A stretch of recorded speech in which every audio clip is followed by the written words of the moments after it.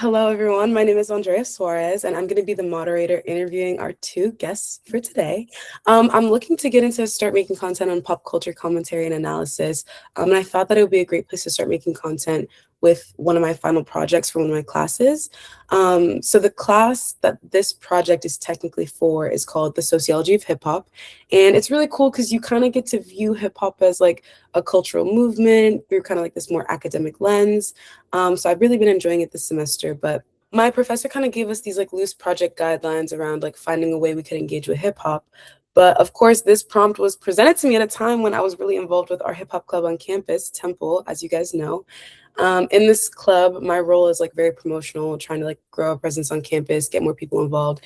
And so one of the ways that I thought to like promote hip hop and like promote the hip hop club on campus was by reaching out to local artists in the Hartford area. So I like had literally spent the whole semester just like DMing people, reaching out to artists, sending emails, listening to like all these like artist catalogs on Spotify.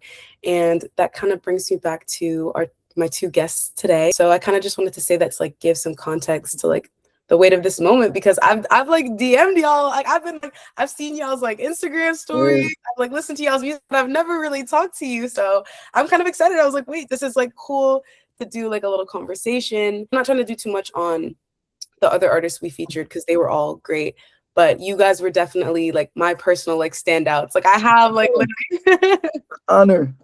That's facts. That's facts.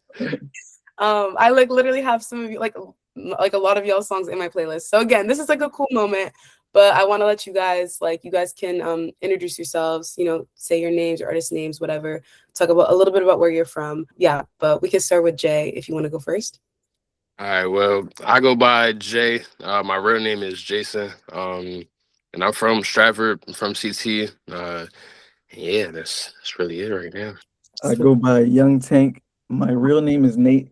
I got the nickname from Dragon Ball Z when Trunks and Goten combined, like they fused together. And yeah. So yeah, that's how they turned their name into Gotenks. Gotenks. And then I did this like in high school, I did this like drawing where it was me, you know, as that. So yeah, that's one of my favorite characters for it. Thank you. Yeah, I was actually gonna ask like my next question was how y'all got like your like artist names. So like Jay, is it just your name like Jay or? All right. Yeah. So my first like ever rap name was Prince J because my older brother, Wes, he used to go by King West. So like that was my muse for the music stuff. So like I was like, all right, if he's King West, I'm Prince J. You feel me? So, but I ended up just using because everybody calls me Jay. So I just spaced out the letters and capitalized the letters, and I just been running with it ever since. Yeah, easy to remember, you know. Hell yeah. I love it. My first impression of y'all was through your Instagrams, through like your brand that you guys are kind of like putting out there. So it's kind of cool to like hear the backstory about that. And I even wanted to know, like, I don't know, I have so many questions about like how things work kind of internally with how you guys promote yourselves. But I did want to know like what was you guys' first impression when I messaged y'all? And not necessarily of me, but like of I'm what. not gonna lie. Like when you first DM, I thought it was a bot. Yeah, I thought it was a bot of the account. I had to really do research. I was like, I think it's a real person. Really, you know. Yeah, so. Yeah, I definitely thought it was one of them people like, oh, I could promote your music in this type of way. Thought it was one of those type of conversations. We get a lot of those, so it's like, but I know maybe I need a different end because I was like giving people. I was like, hey, you gotta say it's like, what's happening? Some regular shit real quick, and then I came in. I was like, hi, like my name's Andrea. I wanna feature you. Like, okay, so. Like I said, this is technically kind of all for our class, my sociology of hip hop class. And in the course, we kind of started at the beginning of hip hop. We learned a lot about the origins of the music genre itself, kind of how like it all started in the Bronx in New York, primarily with DJ Kool Herc. And you can kind of see like the beginning of like really rapping over a beat is like these artists like, or these DJs mostly clipping different music samples from like funk, soul, DJ, disco. And they're clipping these songs together, and then you have different rappers and like MCs bonding over like the lived experiences of like being in like that environment in the Bronx, there was a lot going on at that time, like whether it was like drugs or like police brutality, or just kind of like living in poverty in general. So, there's kind of like a lot of lived experience that goes into producing hip hop and like showing and like, really like living and breathing like your art. So I kind of wanted to know how y'all like were introduced to hip hop, how you began like your rap careers, like maybe your first introduction to it, and then like what inspired you to continue and like really put yourself out there. But Shit, well, I usually got mine on the top of the head because I think I say this story a lot, but it involves Wes again because mm, I was over his house. He lives in New York, so I went to his house for a little family gathering, and all my cousins make music. So I'm the youngest one out of all of them. So I mhm, was just watching them, and like throughout the years, I always wanted to like do something. So there was mhm, one day where they just told me like, "Yo, just say something on a song with us." And then I ended up getting like 5, 6 thousand plays on SoundCloud. And then I was like, damn, we might actually could do something with this. And we made a rap group called TLP. And then we still pushing music out, but not as a collective really right now. But they definitely were like the start for me making music. But I've always been around like crazy like people mhm, that like are really invested in music, like people that sing, people that play instruments. Like I mhm, grew up in the church, so I know how to play the piano and play a little Mhm. bit of the drums, so it's always been around. That's fire, yo. yeah. I was always fascinated by music in general since since I was younger because I grew up in church as well. So I was in the choir, and Mm. I remember one of the choir directors was like, "You have a beautiful voice." Like I remember that as a kid, like hearing that, I was like, I didn't know how to take it. I was like, for real, like no, no, I can't even hit the notes that I used to hit, but Right. I try to incorporate the auto tune, you know. But Yeah. then as I got older, I was freestyling with my cousins, you know. And then like high school, no, Mhm, middle school, I would say middle school, I was listening to Fetty Wap, Ray Shremmer. Like I was like, wow, like how did they come up with this, you know?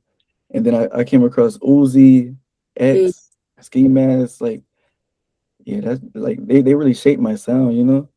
Like all the artists I stumbled, like even Chris Brown, bro, yes. Yeah. R&B, like even when I make a rap song, it still has like melodies in it, Mhm. you know? Yeah, Yeah, definitely. I feel like something I wish we talked more about in this class actually is that family influence. Because I feel like who you grow up around, of course, is going to shape like your perception of what you can do. mm, And I do think that's like maybe a lot of the divide is like back, like, again, this is so much of what I want to talk about. But back then, I feel like the people were spending a lot more time with their families. There was a lot more downtime. We weren't on social media on our phones all the time, like, yeah, racing to do whatever. So I've heard a lot of these stories of like third spaces, like church. That's an interesting like connection that you both have, to like being connected to music. And like that's so beautiful. Like that's yeah. so interesting to hear. And even performing too, because I remember when I was younger, I was always so nervous. Like Mm, I used to be shaking up there, but I Right. would still perform, and you would get better. You get used to it. Yeah, like I have like these memories. We used to have to memorize plays, like mm. lines, things like that. They don't even do that no more, I don't think. The way you are introduced to art influences, I think, everything about how you go about it. That's so cool that y'all have like the family connections though too. Like I love it. That's Um, and I mean that's kind of even like my next question about like place-based influence. So again, even in the Bronx, a lot of what was developing the sound of hip hop early on was lots of Jamaicans, lots of Caribbean influence, lots of Caribbean music was very instrumental in developing like the early sound. So, I mean, I don't know like where y'all are from, like or like what your ethnicities are, whatever, like or if you guys are even from Hartford, kind of like the greater Hartford area, but how like cities, places, or like even like neighborhoods have influenced like developing your sound. I mean, that's kind of why we have the development of like West Coast versus like East Coast versus like Southern rap. It's all like your literal, like the weather outside, like whether it's mhm. hotter outside influences what type of Yeah. music you make. So Yeah, even Hartford, like you guys aren't even from Hartford, but if spending time in Hartford changed like the dances, the music, anything like that. just being in Hartford. Yeah, or even your own neighborhoods and I everything. want to say the majority of my shows have been in Hartford, so I want to say performance, like just being able to have crowd control, interact with the crowd. You know, it's a different dynamic because all the Hartford shows is a stage. Mm-hmm. Not all the shows I do is a stage. Sometimes you in the audience, you're with them, you're on the same platform as them. So I don't know. Yeah, it's I just could definitely agree. The Hartford shows have mhm, definitely like they give you a stage to perform on. Cause Mhm. like I've been to like New Haven, Bristol, all over Connecticut to perform within the mhm. last 2 years. But Hartford definitely has like its own like vibe. Like it has its own like strict vibe. I feel like because the couple of times that I've been out there, you could definitely tell the difference from like a Bridgeport show from a Hartford show. So Yeah, like you ever go somewhere and it has its own filter? Like Mhm. literally Mhm. Hartford has its Yes. own filter. Like Yes. Wait, so what's Hartford's filter? Like, what's so different about Hartford? Like, it just looks different when you're there. I don't know. It looks different from over here. When it's it over looks there. different. The vibes are Yeah. different. They more I feel like Hartford is way more like straight up. Mhm. Like if it's good, it's good. But if it's not, you gonna hear if it's not good. Yeah. Yeah. yeah, Uh, totally. Yeah. No, I'm from Boston and this is my first time. Like, I've never been to Hartford other than for school. Mm. So living here has definitely been different, but yeah, like it's very I agree, it's very gritty. Like I Yeah. feel like the people making art here, like they're very real about what they do. So um Mhm. that's been great to interact with. I mean, yeah, so again, I've been learning more about even like there are four pillars of hip hop, right? It's um MCing, which is like rapping, obviously, DJing, breakdancing, and graffiti. And again, just like this dedication in the early days of hip hop, like you see like the billboards with the people up there and they have the graffiti that they've done on the billboards. And hearing my professor talk about like that wasn't just like, someone went up there and painted it. That was like the competition between neighborhoods, between like different blocks of people being like, okay, I'm gonna wake up at 5:30 in the morning, go up here, graffiti this thing on this billboard so that when people like wake up to go to work, they see it and they're like, wait, whoa, Mhm. that wasn't there last night. And there's like that influence and like impact. So again, it's kind of like I think maybe like an older practice. I see graffiti all around Hartford now, but I don't know if it's really kind of that same like rivalry necessarily. But I kind of wanted to know how, like, if at all, like you guys are interacting with like the other pillars of hip hop. Like, I think it's all kind of intertwined within the artistry, especially like as an MC, you have to collaborate with other people. But again, like the breakdancing, I don't know how much breakdancing I've seen. I've been to different rap concerts like at the Webster and stuff, and like Mhm. if they just get up there and they start rapping, and that's cool. Like, Yeah. whatever. I'm But not sure about breakdancing. I've seen choreographies, yeah, you definitely. know, but I feel like that was early 2000s, I want to say, because Stump the Yard, that was very, very big. Like I grew up on Stump the Yard and some shit. So Yeah, I haven't seen like people yeah, really get into a whole break dance, do the spins on the floor and all that in a that's long that's kind of time. crazy. I actually did see that at my show, and shout out to New Haven, at Software. Somebody was breakdancing. I got clips. I can send you. I can that's send you. so cool. Somebody was. Now that I think about it, so it might still be, but I'm not really, you know, We're Mhm. not dancers. like, yeah, Right. What about y'all's like relationships? Like, do you guys like follow different local DJs? Like, are y'all closer with DJs at all, yeah. or is more segregated? Right now, I'm looking for a DJ to do my sets, like a designated DJ. He would be with me. He'd be part of the team with me. But Hmm. I got some homies. Shout out to Mikey. Shout out to Hmm. Mikey. Yeah, 909. Hell yeah. DJs, I don't know any like I know like two DJs. Shout out DJ Lex and DJ Milky Way. I Hmm. just met Milky Way on at a fashion event not too long ago. But I got people that like make beats for me and like one special guest who's with me right now. I got Yokes with me. She Word. Hey. she produced Word twin. major songs that are out now. Fall Smooth, Hey. Calling Yokes. You know what I mean? So Yes. he's a pillar for the sound. So no, I love it. definitely he's the next up and coming producer out of CT for real. So yes, sir. It's fine. Wait, that's awesome. Wait, y'all bringing in different people on the interview. This is so good. Yeah, hell yeah. I love W it. plug. W plug. I mean, again, like that's kind of a good like build up for my next question of like how y'all really found your personal vibes, like your personal kind of brand. Was that something you had to kind of work to develop, or was it kind of more natural again with the artistry and like the sound you were trying to produce? there was like a certain look and like a certain vibe that kind of came with that? I want to say in my early SoundCloud days, like before I dropped on all platforms, and they're still up there. Like I can see, it's yeah, my vibe definitely changed. Hmm. I feel like I got more mature with the music and more serious as well. Cause I used to throw any cover art up there. I would say anything. I wouldn't have no thoughts. Like, you know, I was like, my classmates are about to listen to this. You know, really make sure it sound good. Took it up probably like 20 minutes. Throw it Yeah, on SoundCloud same day. You know, it mm, was different. Um, I want to say shows, movies, shows. Yeah. definitely. No, I mean, I literally, because I'm again, like, I feel like I'm just, this is not an interview. Maybe this is just me exposing myself for like 30 minutes straight. Because when I found y'all's pages, I was like showing my friends, because I have a friend who's a DJ. And I was like, look, like, da da da, like, this is so cool, like, what these people are doing. Mhm. And one thing we were commenting on was the fur, like the fur, this is not a fur coat, but it's like the fur lined jacket. And then the belts that Tank, like, you have on your Instagram is very noticeable. Like, you see it, like, it pops out. Mm-hmm. It's That's like, one of the first things I noticed about bro. Like yeah. when I seen him at his first show, when we had that same event, bro, I was like, damn, who the hell is dude with the fur coat on, man? What the hell? Yeah, that's a signature move. Now I got three of them things now. When I met you, bro, I only had one. You Now feel you Mhm, me? went. Now I you got went and three got of them three of them. things, bro. mhm. I'm just Yeah. collecting them. You know, that's No, part that's of the cool. image, though.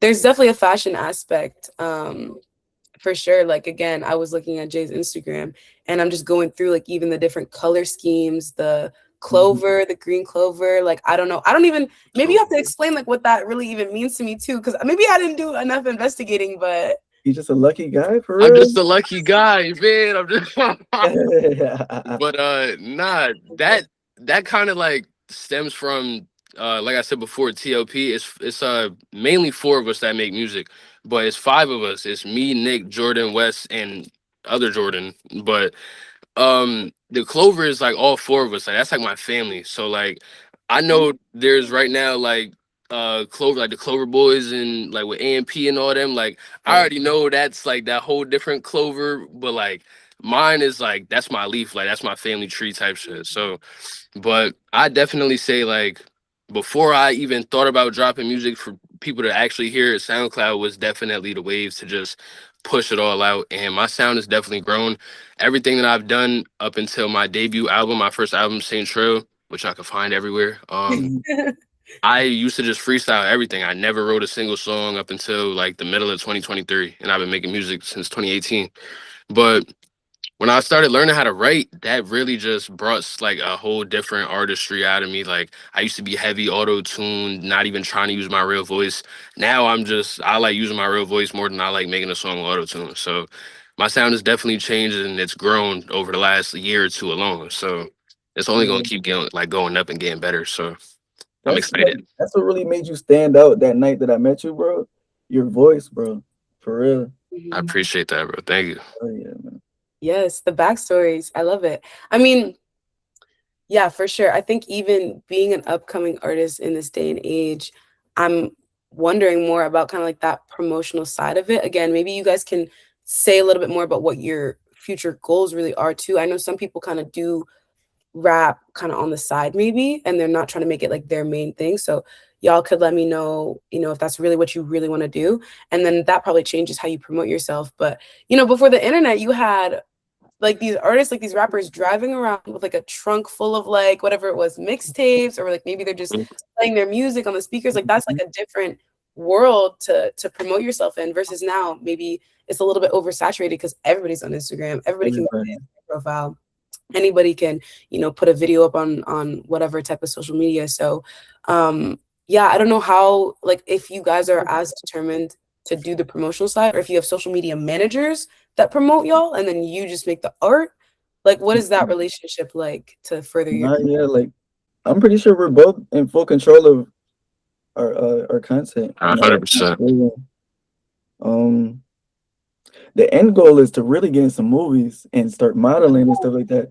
But I'm gonna always make music. This is like really a part of me. It's not even Like sometimes I'm making music for people. Like I make certain songs like, oh, they gonna mess with this. Oh, these people gonna mess with it. But some songs be really for me. Like Mm, I really like I want to hear this, you know? So I'm gonna always be making music. yeah. Oh, Definitely. I fuck with that, bro. Definitely you definitely gonna be a top model one day. Cause but nah, I definitely see myself becoming like a face of like the new sound coming up because Mm, I've seen myself go from like questioning myself like, damn, do I really want to do this? And then I sit back and I look to see where I started from versus where I'm at now. For only like dropping music slash performing for 2 years on all platforms and all that, like mhm, it's doing pretty good in my opinion because like I started with getting 50 SoundCloud listens and one share on a story. Now it's like people show love without even having to like ask or share it to them. So it's like just seeing that growth is just crazy on its own. But yeah. this is definitely something. This is end goal for me. This is music is definitely more of like it's like I get in the studio or I record by myself and it's like a therapy session almost. Like I mhm. could say whatever I want on a song and it'll come out the way it needs to. So I don't know. This is definitely end goal for me. That's awesome. That's fire, bro. Nice. Yeah. Okay, so now that we're kind of talking about social media and clout and all this, I am kind of interested to hear like how girls or like female fan bases play a role in all this. I mean, this was a whole unit in my sociology class where we talked about how women are kind of disregarded, I think, especially in the hip hop space, as kind of being knowledgeable about hip hop, right? Like if a girl likes something, it's kind of like demoted. Like, I don't know, we're not as seen as like, as wise, like we know what we're talking about. And Mhm. the funny thing about that is women honestly kind of control what is popular in pop culture. If you Yeah. look at, That's facts. Like you right? know, Cash Cobain. Literally, Oh my gosh. prime example. I'm not gonna lie, man. Like I'm very familiar with his game. I'm Yes. learning it, man. I'm really trying to learn it. You like literally took the words out of my mouth. That was going to be my example. Like whether it's like you look at like Justin Bieber and the Beatles, these people got cast into like massive, like not just like, oh, you listen, massive stardom because their fan bases of like completely women were so like loyal and dedicated. And then even in the 1980s when rap was trying to kind of move out from its underground scene, rap was kind of like as a genre, rap was like kind of like very niche. Like it wasn't, not everybody was listening to hip hop. And programmers on the radio, they would only play music. This is like a, whole area of study. They would only really play music for the demographic of white women. As they were on the radio, as they were deciding what music should go on there, they wanted to kind of like cater towards the white women's like interests. And the ways in which, I mean, you had like Rem DNC and Aerosmith teamed up to like, kind of do like a rock and rap kind of thing that definitely like shared fan bases. But the major thing that helped rappers get into the mainstream was making more sensual music, Mm, making things more for like the female gaze, kind of understanding like what girls want to hear, making songs about women. yeah, Literally, Cash Cobain, 41, Jen Carter, Kyle Rich, Tata, like that was literally my example of them. They right. used to have such a hard drill sound, and Yeah. now all their music, like all Mm, their music is like so sexy. It's so sensual. So, I mean, listen, again, I tried to do my research. I know Jay, you have a girl, right? Tank, I don't know if you're not anybody with anybody right now. yeah, I know that. I'm Tell me about how like has your interactions with women changed maybe as your careers have gone on? Like, do y'all cater to your female audience? Not as much. Like, what's the vibes there? you know, I make music just like dance music, so you Mm, know, I tapped into that Jersey Club type of bag now. So it kind of gets everybody involved. I might have to make a little EP or something. yes, I love that. I definitely I don't just make like one strict genre of music. I literally make everything. So like R&B and like the singing and all that stuff, like that was normally my lane, but like it still is. Like I could still make a whole album of just about love if I wanted to, but uh Yeah. 100%. I feel like the women definitely run like the sound, and it's in terms of like if it's gonna go somewhere or not. Because if like all the homies like it, yeah, that's fire. But like if you could cater to the women, then that's definitely going to get you places. So Mhm. I feel Mhm, like the R&B music is definitely a key to that too. Yeah, So it might be the cheat code because mhm. nobody's gonna rock with it unless they see some girls rocking with it. they see the girl, you put the girls pull up, bumping some new R&B joint, and it's over. It's over. Telling you, man. Hmm.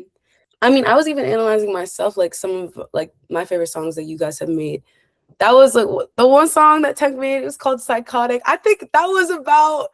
I don't know. Listen, I don't know how deep the songs really go. I don't know if it was like about a real girl or whatever. But like it was like talking more about like okay, women, and then even Jay, you did. I think it was "Eyes on You" or "Jump." Like both of those songs, I think are more sensual, or all of those songs I think are more sensual, and those are my favorites. And again, as a woman, it's like okay, now I'm even seeing my biases. Maybe I'm not into like whatever the harder type of music, whatever gangster, whatever is going on. I kind of see how my interests are filtered through that lens as well. So that's definitely a very interesting aspect. I mean, yeah, I also, again, a good transition to my next thing. I have a close friend who's a DJ, like in the Hartford area, and he's also kind of doing like promotional, like he runs like a promotional business now too.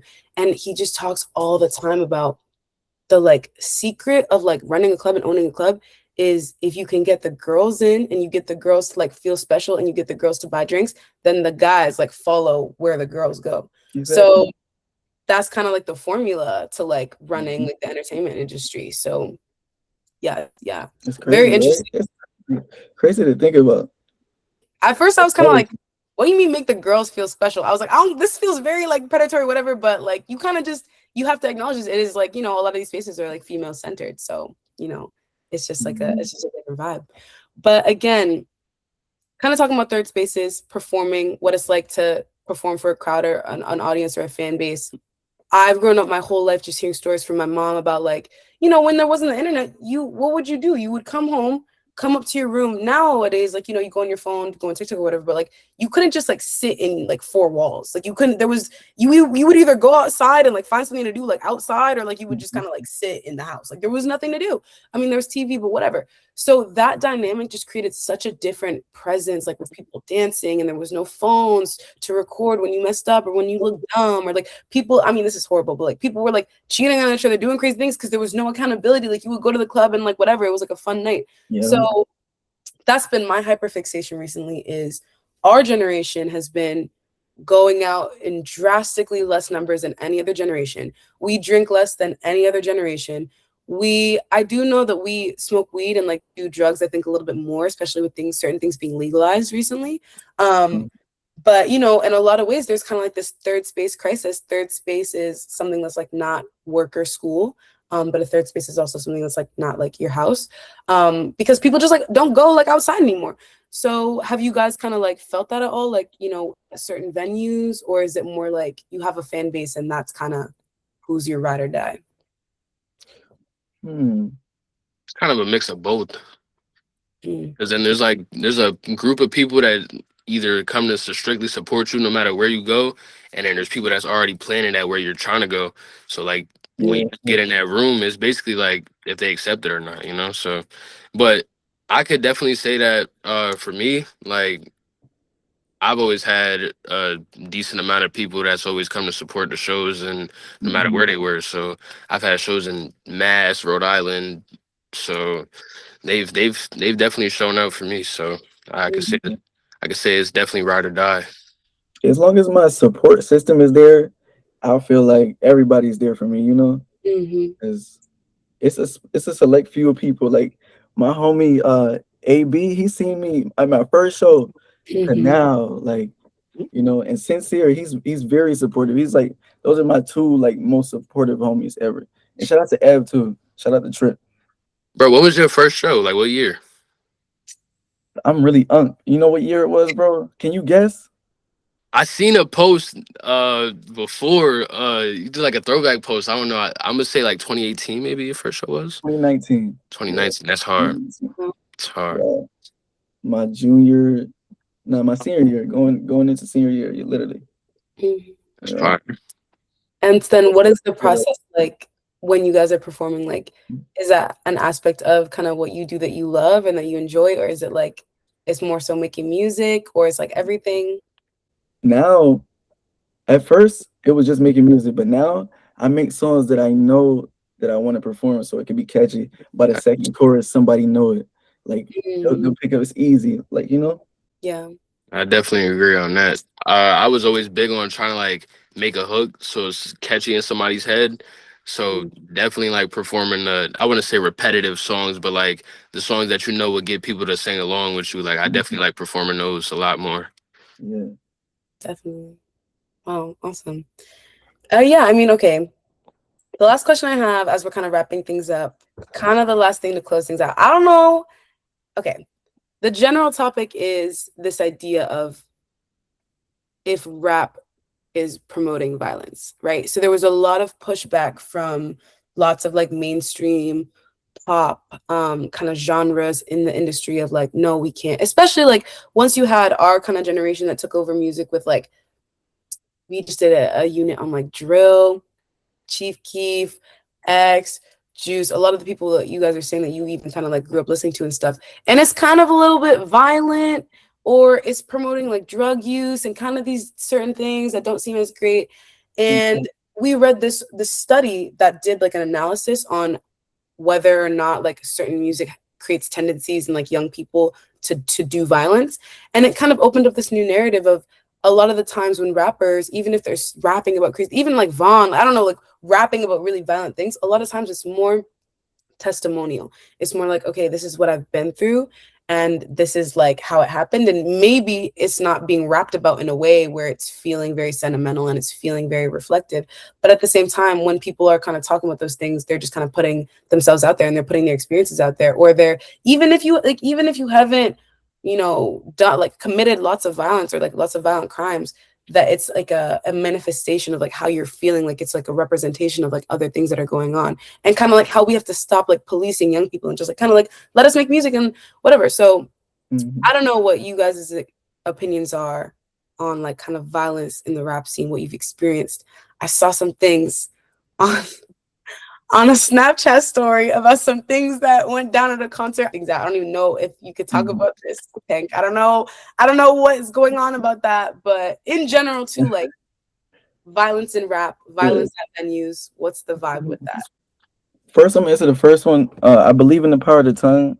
I even changed like the things that I rapped about in the early days due to things happening that I manifested. You feel me? So I don't talk about death. I don't talk about none of that unless like you feel me.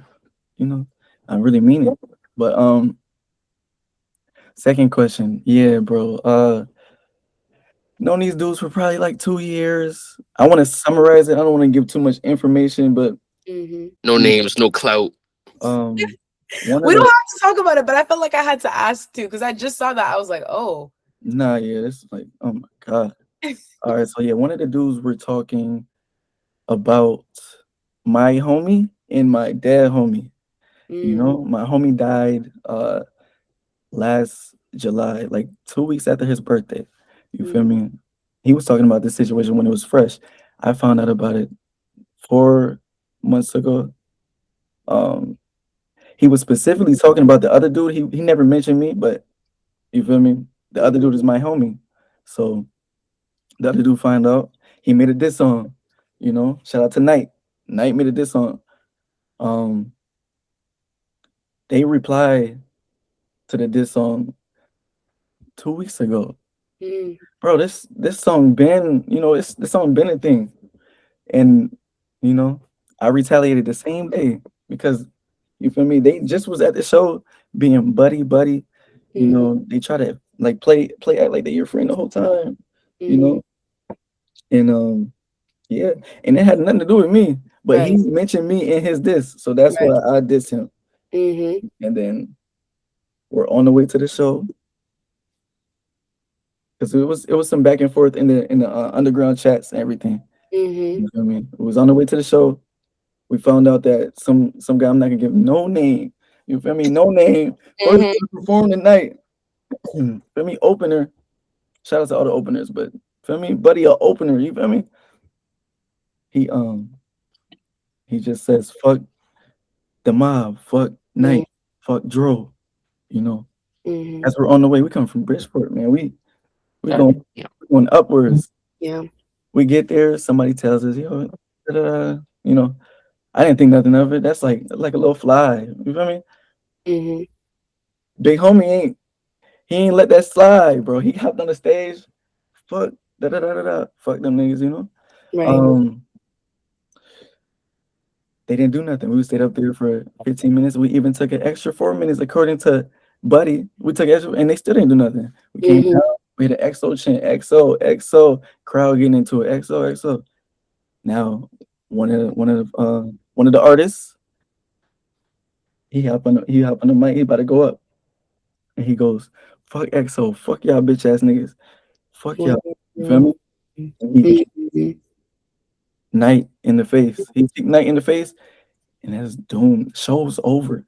Me get up there. You see it on the video. You feel me? Right. Everybody falls off the stage. I get up. I'm beating niggas ass. I'm putting belts to ass. And I took, feel me, old buddy down. Took Yeah. the old buddy down. Then Fat Boy came up behind me. I didn't see him. He hit me my blind spot. He Mm. got me, grabbed me, put me down. Started punching me. We rolled. I started punching him. They got me off him. I got a little extra, a little hit at the end. And my homie kicked him. And then as this is going on, I watched the video back. And one of the artists is stepping on me and kicking me. Oh no. I'm like, I was getting jumped. Yeah. Mhm. So yeah. So when I did my response video, as soon as I left the venue, I didn't know I got jumped until the videos started to and the videos came out quick. Like, Right. Too quick. that shit happened. Yeah. Mm. Crazy though. You know. And I'm so it's feeling like, do you just feel like this, like, does it make you feel disappointed? Is it kind of like that's part of what happens? Because I mean, different people are coming out from different areas, different people are making different music. And so I guess it can get like territorial, but hearing also the backstory, it kind of sounds like this was a long time coming. So it's just disappointing for you, or? yeah, it's like I wouldn't say it's disappointing. It's kind of expected because they never gave off the persona of being tough. They would have to jump me to do this, Yeah. and talk shit. Yeah, that shit was wild, bro. It's crazy, bro. Like, I know you ain't feel that shit because of that adrenaline, but watching them videos back, it was yeah, pissed off. and one thing I took from it, I was like, you know, I didn't feel like I took a loss because I got Had jumped. to jump you, yeah. And then Like, I started smiling. The next day, I couldn't get out of bed, bro. Then I started smiling. I'm like, they feeling this too. They feel hella sore. We all fell off that stage, bro. yeah, and You that know what I mean? stage not little. I mean, a part of me is like that shit was fun. A part of me like, yo, I dislike these niggas, and a part of me is like, just mad confused because like, why that shit came out of nowhere like that? I thought we were supposed to be on peaceful timing, even though we had beef. They had called us the day before and was like, let's be professional. We're gonna have A&Rs in the building. We're gonna have professional people there. So we Yeah. ain't started. We ain't started. Mhm. Yeah. No, I mean, and I appreciate the way you're going about it, but that's good that you know how to handle it and move on and like keep yourself with you. And then obviously, Jay, I don't know what you knew, but you obviously got people to like back. You obviously got like a team of people who are good, back you up, whatever. I didn't even know you guys knew each other. Yeah, we When met We met this year. September, October, somewhere around there. Oh, whenever the hell that concert was. Time, I got no concept of time right now, so I feel like, Yeah, I remember that night. yeah, that night was fun as shit. But to add what he was saying, like, I really don't feel like Connecticut is not small, but like we're also not like New York. Like, we're not that big. So it's like I feel like the underground scene and like the music scene in general, like we should all like support each other and push each other because we all just trying to get out of this shit. So it's like the beefing, yeah, it's gonna happen. Like we can't control what people say to us, you feel me? But you know what I mean? He handled it the best way he could, but like I don't know. I feel like all this shit is unnecessary. Like, if we should all look at the bigger picture and just be like, all right, come on, like if we all just help each other get out of here, we're gonna be straight. So I feel like there should be no going against one another. Comparison is a thief of joy. I'm trying to tell Amen. you. Amen. I'm trying to tell you. Yes. No, it sounds like great minds think alike. Yeah, like y'all seem to have similar stances on it, which says a lot too. In fact, too, I was wondering when you guys made a song together, because you guys made a song. No, you didn't? Oh. Yeah, we did. Yeah, we did. Yeah, we did. Yeah. I don't remember though. I don't remember when I What? recorded it. I don't remember. It was definitely this year we recorded it, but It had to be I like hit you up. February. Yeah, February, February. I think it was around February. and we definitely we just went back and forth. I sent you a couple beats, I think, and then we just literally, it was like it took like a day and a half for us to get the whole song done. So Yeah. I make music on BandLab on my phone. I go to the studio sometimes, but all the music that I dropped this year is strictly off of BandLab. So Oh, shit, bro. I ain't even peep. Yeah, yeah, BandLab really been doing their thing, bro. You're not the first person that told me, like, because early BandLab days, I could tell who's on BandLab, but now, yeah, see anybody. got that damn mic. Yeah, bro. That's probably all you need for real. Yeah, I want to get a compressor, but like that would be later on when I feel like I want to pick it up again. So, Hell but yeah. BandLab is definitely it changed over the last few years. It's gotten way better, and it's still free. I might gotta try it. Yeah. I mean, like I said, maybe this is not even an interview. Maybe it's just me exposing myself because I did each of y'all's local artist spotlights. And then I was just going through Spotify catalogs and I was like, they made a song together. Like I literally was like, oh my gosh. So then I was like, okay, let's do this interview together. Again, I really don't even, I should have asked how well you guys even really know each other. But in my mind, I was like getting two different narratives, but kind of like from a similar perspective would be interesting anyways. But yeah, I feel that's all the questions I had prepared. I don't know if you guys had anything you wanted to add. Again, this is going on my YouTube. I have like 2 subscribers, but then it's also going to the larger Trinity community. My sociology of hip hop professor will be listening. So he's super cool. He knows like everything about hip hop ever. Like I'm so impressed by him. Nah, but yeah, this is definitely I feel like Tank, me and you never really like hopped on the phone and talked, so I feel like this was definitely like a good start. I feel like we definitely gonna make more music and shit, keep collabing. So this is definitely a great start. This shit felt like we was all just hanging out. Facts. Yeah. I really appreciate you guys taking some time out of your day. Like I said, the most I can do is spread this and like support y'all. I just am very passionate about sociology, urban studies, art. Like so when I get in contact with people like y'all who are like creating, I just like love it. So anytime y'all already know if you need something reposted, whatever. I don't even know what I can do. I don't make music. I don't do anything. But however I can help, I really think I really believe in y'all's like vision and everything. Thank you guys so much for taking the time out of your day to come and be on this interview. I hope you had a good time. I really liked hearing everything about y'all's experiences. And yeah, I can't say thank you enough. No problem. It's been great.